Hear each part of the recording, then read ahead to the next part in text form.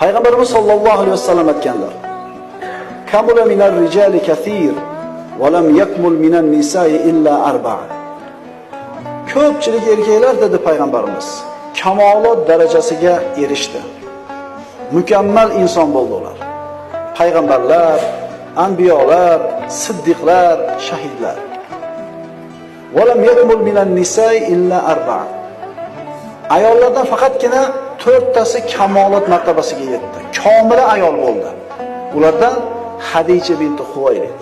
Tartib bo'yicha aytadigan bo'lsak, birinchisi Maryam binti Imron, ikkinchisi Fatima binti Muhammad, uchinchisi Hadija binti Huvaylid, to'rtinchisi Osiyo binti Muzahim. Fir'avnning ayoli Osiyo. Ana shu 4ta ayoldan boshqa hech qaysi ayol kamolat martabasiga yetishgan emas.